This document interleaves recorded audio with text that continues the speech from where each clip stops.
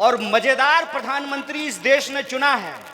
वजीर आजम था कि हर बार की तरह इस बार भी सरकार ने यह फैसला किया कि हम जबरदस्ती भलाई करेंगे। जैसे जबरदस्ती पकड़ करके वो भलाई करना चाहते थे किसानों का, और किसानों ने उनसे मांगा नहीं था, किसान उनसे फसल का दाम मांग रहे थे। लेकिन प्रधानमंत्री ने कहा जबरदस्ती पकड़ करके हम किसानों की भलाई करेंगे, और उनकी भलाई के लिए वो 3 कानून लेकर के आए। किसान उसका विरोध करने लगे, 1 साल तक विरोध किया। उसके बाद घरियाली आंसू बहा करके प्रधानमंत्री कह रहे थे, बहुत लाजवाब एक्टर हैं, एक्टिंग शानदार करते हैं। घरियाली आंसू बहा करके कहा कि हम समझा नहीं पाए अपने किसान भाइयों को, इसीलिए हम किसान कानून वापस लेते हैं। इसी तरह से प्रधानमंत्री को हो सकता है कि रात को सपना आया हो। 18 घंटा काम करते हैं ना, तो नींद कम आती है, और कम सोइएगा ना तो बड़ा खराब सपना आता है। तो उनको सपना आया, उन्होंने कहा कि अब हम अल्पसंख्यकों का भी भला करना चाहते हैं। कैसे करेंगे भलाई भाई? तो जितना भी वक्फ का जमीन है, वो जो माफिया लोग कब्जा कर लिया है, उसको ले करके हम अल्पसंख्यकों का भला करना चाहते हैं। सुन रहे हैं ना? जंगल में एक बार मुनादी करा दी गई। हरिशंकर परसाई की कहानी है। जंगल में एक बार मुनादी करा दी गई कि जंगल में चुनाव होगा, और जंगल में जब चुनाव होगा तो जंगल में भेड़ों की संख्या ज्यादा होती है। भेड़िए इस बात से चिंतित हो गए, तो सियार जाकर के उसको समझाया, महाराज आप शाकाहारी होने की घोषणा कर दीजिए और कहिए कि अब भेड़ों की भलाई भेड़िए किया करेंगे। और यही भलाई करने के लिए प्रधानमंत्री एक नया कानून लेकर के आए। उस कानून की जब मुखालफत हो रही थी, मैं इसका जिक्र इसलिए कर रहा हूं, जब उस कानून की मुखालफत हो रही थी, सरकार की तरफ से कमेटी बनाई गई थी, और उस कमेटी में किशनगढ़ की आवाज गूंज रही थी, किशनगंज की आवाज गूंज रही थी। आपका सांसद डॉक्टर जावेद आपके हक के लिए लड़ रहा था। इसीलिए पहली बात मैं आपसे ये कहता हूं कि अपना प्रतिनिधि चुनना जरूरी होता है। कई बार आप लोगों से बात करेंगे तो कहेंगे वोट दिए, क्या हो जाएगा वोट दे करके? कौन सा जो है हमारा जिंदगी बदल जाएगा? कौन हमको क्या दे देगा? हमको कोई मतलब नहीं है। अरे महाराज, ये वोट कोई वरदान है? ये वोट कोई भीख है? ये वोट जो है सड़क के किनारे पैदा हुआ कोई झड़बेर है क्या, कि जिसको मन करे पत्थर मार करके जो है बेड़ तोड़ ले? ये वोट का अधिकार हमारे जीने का अधिकार है, हमारे लोकतंत्र का अधिकार है, हमारे जमहूरियत का अधिकार है। वोट का अधिकार नहीं होता, ईमानदारी से बताइए। हो सकता है बहुत सारे लोग हेलीकॉप्टर देखने के लिए भी आए हों, आए हैं ना? अगर वोट का अधिकार नहीं होता तो ये हेलीकॉप्टर आपके गांव में उतरता? कि कोई नेता लोग आपके बीच में आता?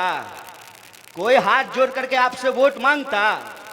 ये वोट का अधिकार है कि हेलीकॉप्टर पर उड़ने वाले का भी वोट एक है, और ट्रैक्टर पर चलने वाले का भी वोट एक है।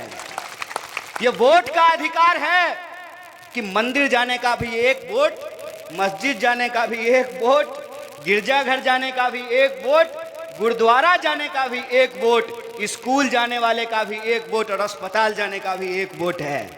क्या मैडम? एसपी का भी एक वोट, और दरोगा का भी एक वोट ना, डीजी का भी, डीजीपी का भी एक वोट, और मुख्यमंत्री का भी एक वोट।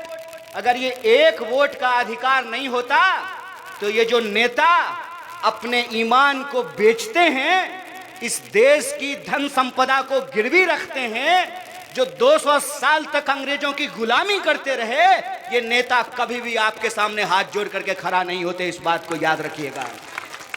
ये लोकतंत्र की ताकत है, ये जमहूरियत की ताकत है, ये ताकत आपके हाथ में है। और जब आप अपने ताकत का सही इस्तेमाल करते हैं तो उस इस्तेमाल से आपको भले नजर नहीं आए, जब आप अपनी आवाज को चुनते हैं तो आपके अधिकारों के लिए कोई संसद में लड़ता है, कोई विधानसभाओं में लड़ता है, कोई सड़कों पे लड़ता है। और जो लोग जेलों में बंद कर दिए गए हैं, जिनकी आवाज खामोश कर दी गई है, मीडिया को खरीद लिया गया है, धन दौलत के दम पर जमहूरियत को गुलाम बनाने की जो साजिश चल रही है, उस साजिश का मुकाबला अगर कोई कर सकता है तो आपका वोट का अधिकार कर सकता है, आपके वोट का एक अधिकार कर सकता है। और देखिए मजेदार बात क्या है, जया शाह के पप्पा को लगा क्या रिजॉर्ट क्या खेलेंगे, विधायक खरीदने में बहुत पैसा खर्च होता है, 200-400 करोड़ तो हो ही जाता होगा। क्या एमएलए साहब, क्या रेट चल रहा है आजकल? राजस्थान में चुनी हुई सरकार गिराने के लिए विधायक को रिजॉर्ट घुमाया जा रहा था। कौन कोना सौतली पुतौ कोना, इस कोना से उस कोना और उस कोना से उस कोना। जैसा कि पप्पा को लगा कि इन्वेस्टमेंट बहुत हो रहा है, करोड़ों रुपया खर्च हो जा रहा है। अदानी भी बोला होगा यार क्या खेल किए हो, इधर से एयरपोर्ट बेच करके माल कमाते हैं, उधर से तुम विधायक खरीदने के लिए पैसा खर्च करवा देते हो। कुछ ऐसा उपाय लगाओ कि जो है सांप भी मर जाए और लाठी भी नहीं टूटे। तो कहा ऐसा नहीं हो सकता है कि हम लोग सीएम तो हैक करते ही हैं, एमएलए तो खरीदते ही हैं, कोई ऐसा उपाय किया जाए कि जनता का वोटेज चुरा लेते हैं।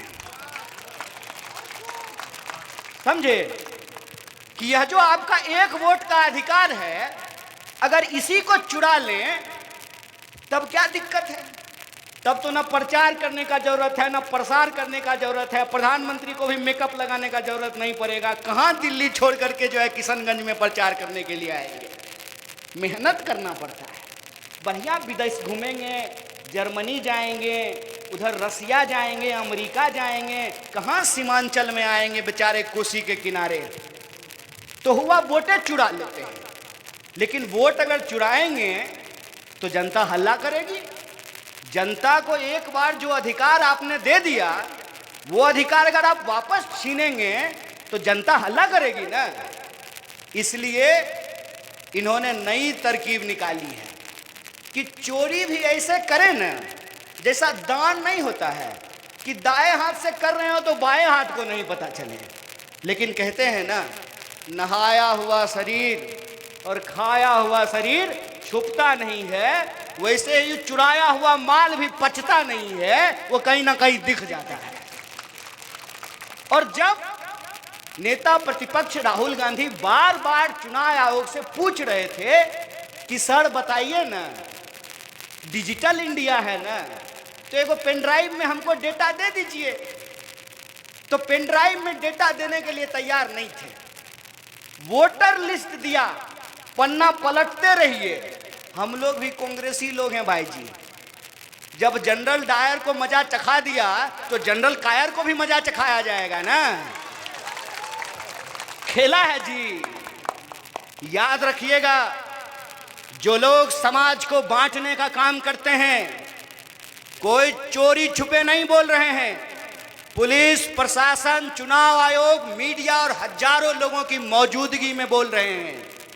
जो लोग इस देश को नफरत में जलाना चाहते हैं, इस समाज को जो बांटना चाहते हैं, उनको मैं याद दिला दूं, अगर इस देश में गोडसे बोलेगा तो उसके खिलाफ गांधी जुबरजोर तरीके से लड़ेगा। इस बात को याद रखिएगा। और गांधी कहते हैं, रघुपति राघव राजा राम, पतित पावन सीता राम, ईश्वर अल्लाह तेरो नाम, सबको सन्मति दे भगवान। यह देश सबका था, है और रहेगा। आपको जितना जोर लगाना है लगा लीजिए। और इसीलिए सबूत पेश किया। सबूत पेश करके नेता प्रतिपक्ष ने कहा कि चुनाव आयोग जवाब दे। और चुनाव आयोग को जब जवाब नहीं सूझा तो बिहार में आनन फानन में एसआईआर किया गया। कीजिए, कौन कह रहा है? अगर कल को दरोगा कहे कि हम इलाके में कानून व्यवस्था को ठीक रखना चाहते हैं, कोई मना करेगा? अगर डीएम कहें कि हम शासन प्रशासन को दुरुस्त रखना चाहते हैं, कोई मना करेगा? अगर चुनाव आयोग भी कहे कि हम गलत नाम हटाना चाहते हैं, सही नाम जोड़ना चाहते हैं, इसमें कोई आपत्ति नहीं है। लेकिन चचा, अगर आप वो मौत के कुआं के खेल देखे हैं आप लोग, तो चमकौआ कपड़ा पहन करके एक आदमी डिस्को डांस करेगा, और मेला देखने के लिए बच्चा बुतरू जब जाएगा तो बढ़िया गोल गोल जो है गाना बजाएगा। बच्चा बुतरू को लगता है कि चमकने वाला कपड़ा पहनने वाला आदमी में बड़ी कौतूहलता होती है, बड़ी जिज्ञासा होती है, तो वो कहता है कि पप्पा जाएंगे हम जो है इसको ना मोटरसाइकिल चलाते हुए देखेंगे मौत के कुआं में। अंदर बच्चा जब टिकट कटा करके बाबूजी के साथ जाता है तो देखता है कि चमकौआ कपड़ा पहन करके काउंटर पे कमर हिलाने वाला अलग आदमी है, और अंदर गड्ढा में मोटरसाइकिल चलाने वाला अलग आदमी है। मतलब जब तक आप जादूगर का गिली गिली पम पम छू सुनिएगा तब तक वो हाथ का सफाई कर देगा। कह रहे हैं कि हम वो मतदाताओं का अधिकार सुरक्षित रखने के लिए ऐसा काम कर रहे हैं। हकीकत ये है कि जब आप गृह मंत्री का बयान सुनिएगा तो गृह मंत्री कहते हैं कि घुसपैठिए घुस आए हैं। कहां से सर जी, कहां से घुस आए हैं? महाराज, बिहार का लोग लाखों लाख की संख्या में ट्रेन भर करके पढ़ाई के लिए, कमाई के लिए, दवाई के लिए अपना घर छोड़ करके बाहर जा रहा है। कौन मुरव्वत है जो यहां आ गया, हमको जरा समझा दीजिए। बात पल्ले पड़ी? बिहार का लोग जो बिहार में पैदा हुआ है, नौकरी के लिए, इलाज के लिए, पढ़ाई के लिए बिहार छोड़ करके देश भर में जाकर के काम कर रहे हैं, और देश तो छोड़िए विदेशों में जाकर के काम कर रहे हैं। अपना मुल्क छोड़ करके दूसरे मुल्क में जाकर के काम कर रहे हैं। और अगर मान लीजिए खुदा न खास्ता कभी कभी गलती से देश का गृह मंत्री यदि सच बोल रहे हैं तो इसको इस बात का जवाब देना चाहिए ना कि शासन प्रशासन को चलाने की जिम्मेवारी नेहरू जी की है कि प्रधानमंत्री मोदी की है। इस सवाल का जवाब उनको देना चाहिए ना। कौन देश चला रहा है? नेहरू जी देश चला रहे हैं, कांग्रेस पार्टी देश चला रही है, कांग्रेस पार्टी के प्रधानमंत्री हैं, कांग्रेस पार्टी के मुख्यमंत्री हैं बिहार में। देश और प्रदेश में सरकार आपकी, तो अगर शासन और प्रशासन की विफलता हुई तो इसका जवाब कौन देगा? ये बेईमानी है, ये भटकाने की साजिश है, ये अंग्रेजों की चाल है। अंग्रेज कहते थे फूट डालो राज करो, ये कहते हैं ध्यान भटकाओ और देश का माल समेट करके अपने दोस्त की तिजोरी में पहुंचाओ। यही योजना देश के अंदर चल रहा है। जनता को आपस में धर्म के नाम पर लड़ाओ, लोगों के भीतर धर्म और संस्कृति के नाम पर झगड़े लगाओ, नफरत फैलाओ, और देश की संपत्ति, देश की जमीन, देश का धन दौलत अपने दोस्त के खाते में पहुंचाओ। एक बात बताइए, जब बिहार में SIR हो रहा था उसी वक्त भागलपुर में 1 रुपये प्रति एकड़ के हिसाब से प्रधानमंत्री का जो प्रिय दोस्त है उसको हजारों एकड़ जमीन दे दी गई 1 रुपये प्रति एकड़ के हिसाब से। बताइए क्या जी? कैमरा लगा हुआ है। लेमन जूस मिलता है 1 रुपया में? टॉफी नहीं मिलता है ना? मोटम चॉकलेट बंद हो गया। 1 रुपया में चॉकलेट नहीं मिलता है साहेब, और 1 रुपये प्रति एकड़ के हिसाब से जमीन दे दी गई। किसको जमीनें दी जा रही है? कौन पेपर लीक करवा रहा है?